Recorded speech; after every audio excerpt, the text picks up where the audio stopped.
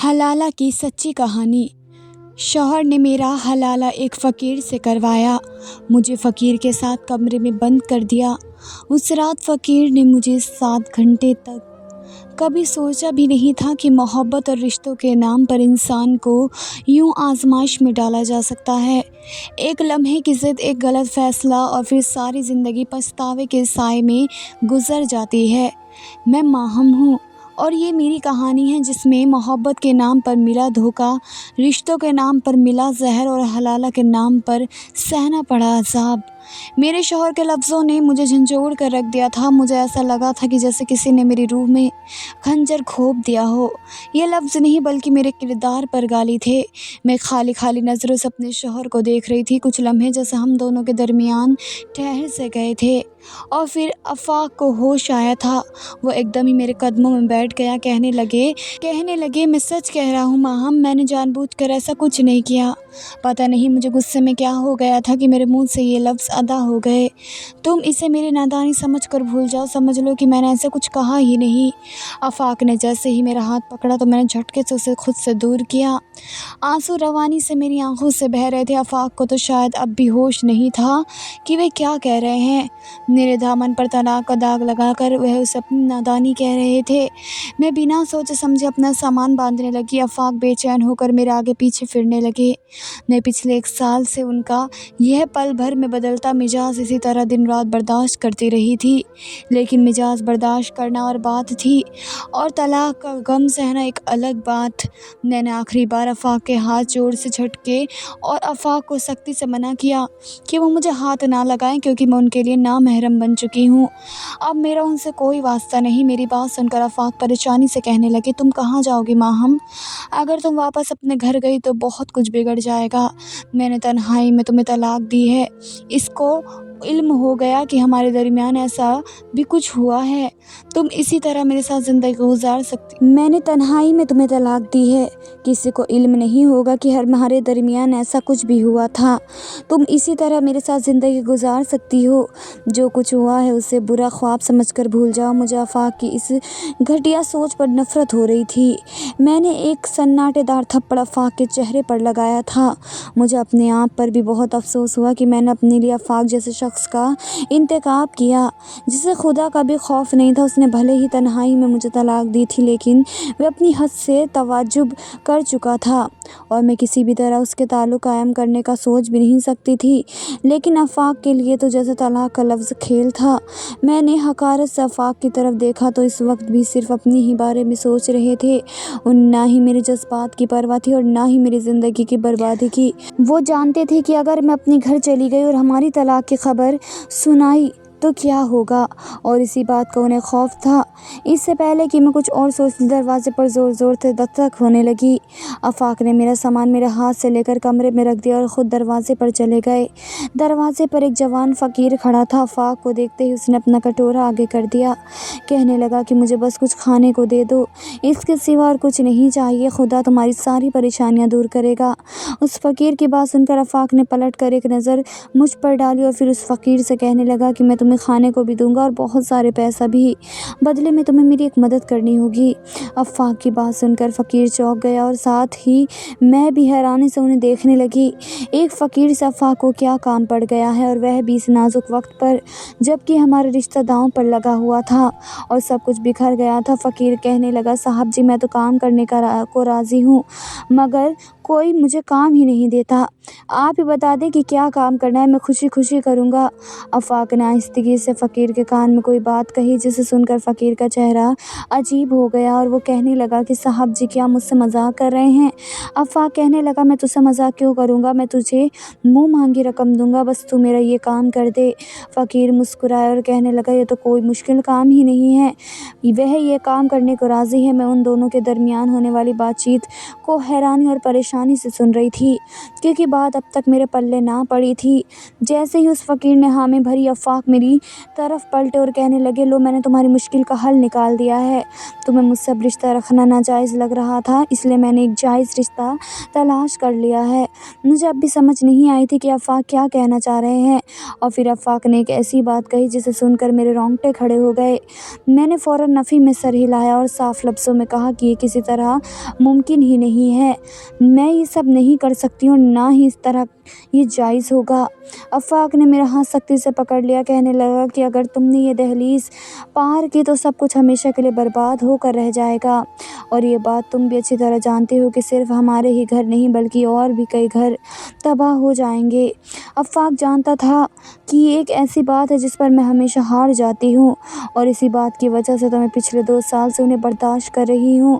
میں آنسو بہاتی آفاق کا چہرہ دیکھ رہی تھی۔ جس طرح آفاق نے طلاق کو کھیل سمجھا تھا، اسی طرح اس نے حلالے کو بھی کھیل بنا دیا تھا۔ آفاق چاہتا تھا کہ میں اس فقیر سے نکاح کر لوں، اور پھر وہ اس فقیر کو بہت سارے پیسے دے کر مجھے اس سے آزاد کروا کر دوبارہ مجھ سے شادی کر لے۔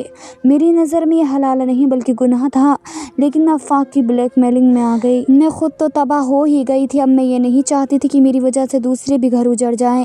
یوں بھی آفاق نے شادی کا فیصلہ سراسر میرا اپنا تھا، ورنہ میرے گھر والوں نے تو مجھے روکنے کی بہت کوشش کی تھی۔ نہ چاہتے ہوئے بھی میں نے حامی بھر لی اور آفاق سے کہا کہ پہلے میں عدت کے دن گزاروں گی اور پھر ہی اس فقیر کے ساتھ نکاح کروں گی۔ مجھے راضی ہوتا دیکھ کر آفاق خوش ہو گئے۔ ان کے لیے تو یہی بات غمینت تھی، ہماری طلاق کی خبر اس 4 دیواری میں ہی رہنے والی تھی، اور میں انہیں دوبارہ طلاق کے بعد واپس مل جاتی۔ اس فقیر کے ساتھ ساری بات چیت کر کے آفاق نے اسے کچھ نوٹ پکڑائے اور یہ کہہ کر بھیج دیا کہ جب میری عدت مکمل ہو جائے گی تو وہ آ کر مجھ سے نکاح کر سکتا ہے۔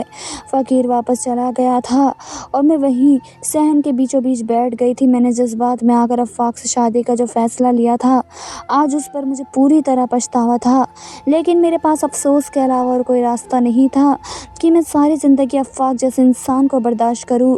آفاق میرے پاس ہی بیٹھ گیا اور کہنے لگا، ماہم ہم زیادہ سوچنے کی ضرورت نہیں ہے، ہم انسان ہیں اور ہم سے خطا ہو جاتی ہے تو اس کا یہ مطلب ہی نہیں کہ تم مجھ سے اتنی بڑی سزا دو گی کہ ہمیشہ کے لیے چھوڑ کر چلی جاؤ گی۔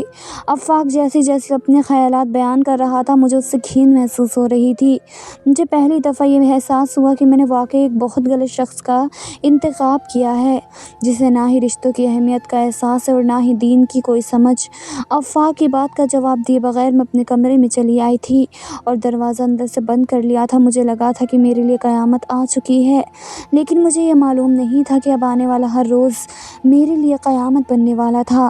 اگلی صبح آفاق معلوم کے مطابق اپنے کام پر چلا گیا۔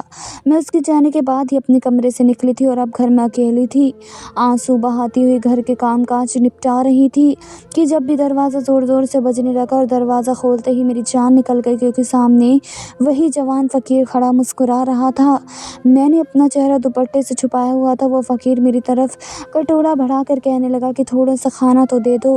مجھے اچھی طرح یاد تھا کہ کل ہی آفاق نے کئی سارے نوٹ اسے پکڑائے تھے، تو پھر آج وہ صبح صبح کھانا مانگنے کیوں آیا تھا؟ مجھے یہ بات سمجھ نہیں آئی تھی۔ گھر میں اس وقت کھانے کے لیے کچھ بھی نہیں تھا، کیونکہ میں اپنے کمرے سے ہی دیر سے نکلی تھی، اس لیے میں نے بنا کچھ کہے ہی دروازہ بند کر دیا۔ وہ فقیر بہت ہی عجیب انسان تھا، واپس جانے کے بجائے دروازے سے لگ کر ہی بیٹھ گیا اور ہر تھوڑی دیر بعد صدا لگاتا کہ بھوکے کو کھانے تو کھلا دو۔ مجھے اس کے وجود سے خوف آ رہا تھا، کہنے کو بھی دروازے کے باہر تھا، لیکن میں گھر میں کام کرتے ہوئے بھی ڈر رہی تھی۔ آفاق میرے لیے کیا کم پریشانی کا سبب تھا جو اس فقیر کو بھی میرے سر پر مسلط کر گیا تھا۔ جیسا کھانا تیار ہوا، میں نے سوچا کہ تھوڑا بہت اس فقیر کو دے کر اس سے جان چھڑا لیتی ہوں۔ یہی سوچ کر میں نے اس دروازہ کھول کر تھوڑا سا کھانا دے دیا، اور واقعی اس کے بعد فقیر نے نہ کوئی صدا لگائی تھی اور نہ ہی وہ میرے دروازے کے باہر بیٹھا رہا تھا۔ لیکن رات کے وقت وہ پھر آ گیا اور پتہ نہیں اس کی آفاق کے ساتھ کیا بات ہوئی کہ آفاق نے اسے سونے کے لیے ہمارے ہی گھر میں جگہ دے دی۔ اور پھر ہر روز ایسا ہی ہونے لگا۔ وہ صبح ہی صبح گھر سے نکل جاتا، دوپہر کے وقت دروازے پر آتا اور جب تک کھانے کے لیے کچھ نہ دیتی تو مجھے آوازیں لگاتا رہتا۔ میں جلدی جلدی اسے کھانا دے کر فارغ کر دیتی اور پھر وہ رات گئے گھر لوٹ کر آتا اور آفاق اسے صحن میں ہی سلا دیتا۔ مجھے سمجھ نہیں آ رہی تھی کہ اس فقیر کو اپنے گھر سلانے کی کیا ضرورت تھی، لیکن نہ ہی میں آفاق سے بات کر رہی تھی اور نہ ہی مجھے اس فقیر سے کوئی لینا دینا تھا، اس لیے جو کچھ میرے ارد گرد ہو رہا تھا میں اسے خاموشی سے برداشت کر رہی रही थी। मेरी इद्दत के चंद महीने बहुत तेज़ी से गुजर गए थे। ना ही मुझे मेरे मायके जाने दिया गया था और ना ही तलाक़ की खबर किसी को होने दी थी। और फिर इद्दत के बाद अफ़ाक ने मुझे अपने सामने बिठा लिया और कहने लगे कि आज रात ही मैं तुम्हारा उस फ़कीर से निकाह करवा दूँगा और कल ही तुम उससे तलाक़ ले लेना। अफ़ाक की बात सुनकर मैंने कहा कि मैं उस फ़कीर के साथ एक पल भी नहीं गुजार सकती। मैं तुम्हारे कहने पर उससे निकाह कर रही हूँ, लेकिन उसके साथ कोई ताल्लुक़ कायम करना मेरे लिए मुमकिन नहीं है। मैं नहीं जानती कि किस तरह का हलाला है, ये जायज़ है या नहीं, लेकिन वो सब नहीं कर सकती जो तुम चाहते हो। अफ़ाक मुस्कुरा कर कहने लगा, मेरी जान तुम फ़िक्र ना करो, जैसा तुम चाहोगी वैसा ही होगा। मेरे लिए तो इतना ही बहुत है कि तुम इतने महीने इस राज को अपने सीने में ही दफन रखा है और हमारे रिश्ते को नई ज़िंदगी देने के बारे में सोचा है। और जैसे ही मेरी इद्दत मुकम्मल हुई तो अफ़ाक ने उस रात उस फ़कीर के घर बुलाकर उसके साथ मेरा निकाह पढ़ा दिया। वो फ़कीर मेरे सामने बैठा था। आज मैं थोड़ा तैयार होकर आया था और उसका हुलिया रोज़ाना की तरह मैला नहीं था। निकाह के फ़ौरन बाद ही अफ़ाक ने खाना लगा दिया। खाना उसने बाहर से मंगवाया था और उस फ़कीर से कहने लगा कि तुम रोज़ खाना मांगते हो, आज हमारे साथ बैठकर खाना खाओ। मुझे बिल्कुल भी भूख नहीं थी, लेकिन अफ़ाक के मजबूर करने पर मैंने उन दोनों के साथ खामोशी से खाना खा लिया। खाना के बाद अफ़ाक ने खुद ही जल्दी जल्दी सारा दस्तरखान समेट दिया और इससे पहले ही हमारे दरमियान तलाक़ की कोई बात होती। अफ़ाक का फ़ोन बजने लगा और वह कमरे से निकल गया, लेकिन उस वक्त मुझ पर क़यामत टूट पड़ी जब जाते जाते अफ़ाक ने कमरे का दरवाज़ा बाहर से बंद कर दिया। मुझे समझ नहीं आया था कि अफ़ाक ने ऐसा क्यों किया है। मैं एकदम परेशान हो गई थी। मैंने अफ़ाक को आवाज़ लगाई तो बाहर मुकम्मल खामोशी थी। अफ़ाक ने पलट कर कोई जवाब ना दिया था। ऐसा लग रहा था जैसे वह घर में मौजूद ही ना हो। अफ़ाक की गैर मौजूदगी से मेरी जान निकल गई थी। मुझे सारा कमरा घूमता हुआ महसूस हुआ था और मैं एकदम ही चकरा कर गिर पड़ी थी। मुझे कुछ होश नहीं आ रहा था। जब मुझे होश आया तो मेरी दुनिया लुट चुकी थी, क्योंकि मेरे साथ बहुत बुरा धोखा हुआ था। मेरा नाम माहम है और मेरा एक बड़ा भाई है। मेरे बड़े भाई को अपनी ही क्लास वालों से मोहब्बत हो गई। उस लड़की का नाम मरियम था और आसिफ भाई ने फ़ैसला किया था कि वो उससे ही शादी करेंगे। मेरे माँ बाप इस शादी पर राज़ी नहीं थे, क्योंकि उनकी नज़र में मरियम और इसके घर वाले अच्छे लोग नहीं थे। लेकिन मोहब्बत का किसका ज़ोर चलता है। भाई अम्मा अब्बा के इकलौते बेटे थे और उनकी खुशी को देखते हुए अब्बू ने सारे एतराज़ को भुलाकर मरियम को अपनी बहू बना लिया। मरियम वाकई ही बहुत ही अच्छी बहू साबित हुई और उसने मेरे माँ बाप की सोच को गलत साबित कर दिया। मरियम की वजह से ही अफ़ाक का हमारे घर बहुत ज़्यादा आना जाना हो गया था, क्योंकि अफ़ाक मरियम का छोटा भाई था। मेरे माँ बाप अफ़ाक को आने से नहीं रोक सकते थे, लेकिन उन्होंने मुझ पर पाबंदी लगा दी थी कि मैं अफ़ाक के सामने ना जाया करूँ। मेरे माँ बाप को दिल से अब तक वो लोग पसंद नहीं थे। भाई की शादी को 4 महीने गुजरे थे कि भाभी उम्मीद से हो गई। उनकी तबीयत कुछ नासाज थी, इसलिए अम्मा उन्हें डॉक्टर के पास ले गई थी और इत्तेफाकन उसी वक्त अफ़ाक हमारे घर चला आया। मजबूरन मुझे दरवाज़ा खोलना पड़ा। मैं अफ़ाक को किस तरह वापस जाने का कहती, वह भाभी का भाई था। यही सोचकर मैंने उसे ड्राइंग रूम में बिठा दिया और कुछ देर में भाभी लौट आई। अफ़ाक ने ड्राइंग रूम में बैठते ही मुझसे पानी तलब कर लिया और मैं पानी का गिलास लेकर अफ़ाक के पास पहुंची तो वह खुद ही मुझसे बातें करने लगा। मेरी समझ नहीं आ रहा था कि मैं किस तरह उसे नज़रअंदाज करके ड्राइंग रूम से बाहर निकलूं, इसलिए मजबूरन उसके सामने बैठ गई। अफ़ाक की बातें बहुत ही खूबसूरत थी, उसका हर अंदाज़ बहुत ही दिलकश था। मुझे पता ही नहीं चला कब मैं उसकी बातों में शहर में खो गई और ये बात मेरे जहन से ही निकल गई कि मेरे अब्बा को ये बात पसंद नहीं आएगी। अम्मा और भाभी जब लौट कर आएँ तो उन्हें अफ़ाक के साथ बैठा देखकर अम्मी के चेहरे के रंग बदल गया और अम्मा ने अफ़ाक के जाने के बाद मुझे अपने कमरे में बुलाकर सख्ती से समझाया कि मैं आज के बाद अफ़ाक के सामने ना जाऊँ। और मुझे समझ नहीं आया था कि अम्मा और अब्बा को आखिर अफ़ाक और भाभी से क्यों खुदा वास्ते का बैर हो गया था। गुज़रे 4 महीनों में मैंने भाभी में कोई बुराई नहीं देखी थी और ना ही अफ़ाक के अंदर कोई ऐसी बात थी जिससे मुझे वो बुरा महसूस होता। और फिर 2 दिन बाद ही भाभी ने मुझे आहिस्ता से बताया कि अफ़ाक मुझसे शादी करना चाहता है। ये सुनकर मेरा चेहरा शर्म से लाल हो गया। आज तक मेरी ज़िंदगी में कोई लड़का नहीं आया था और अफ़ाक ही वह पहला लड़का था जिसने ना सिर्फ मुझे पसंद किया था बल्कि शादी की ख्वाहिश का इजहार भी किया था। मैंने भाभी से कहा कि अम्मा अब्बा कभी राज़ी नहीं होंगे। भाभी कहने کہنے لگی تم منا کر تو دیکھو، میرے بھائی میں کوئی برائی نہیں ہے، وہ تم سے محبت کرتا ہے اور تمہیں خوش رکھے گا۔ بھابھی کو اماں باقاعدہ رشتہ لے کر اگلے ہی دن ہمارے گھر چلی آئیں اور ابا سے پہلے بھائی نے صاف انکار کر دیا کہ وہ میرا اور افاق کا رشتہ ہرگز ہی نہیں ہونے دیں گے۔ بھائی کے انکار نے مجھے غصے دلا دیا۔ خود وہ محبت سے مریم کو دلہن بنا کر لائے تھے، لیکن میرا رشتہ افاق سے کرتے وقت انہیں ان لوگوں میں خامیاں نظر آ رہی تھی۔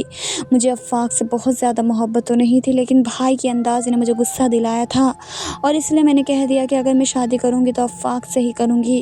بھابھی نے بھی میری حمایت کی تو بھائی نے ان پر بھی غصہ کیا، لیکن میں کسی صورت اپنی بات سے پیچھے نہ ہٹی۔ میری ضد کو دیکھتے ہوئے بھائی نے بھابھی سے کہا کہ ٹھیک ہے، میں تمہارے بھائی سے اپنی بہن کی شادی کروانے کو تیار ہوں، لیکن اگر کبھی تمہارے بھائی نے اسے کوئی دکھ پہنچایا تو سب سے پہلے میں تمہیں اس گھر سے نکال دوں گا۔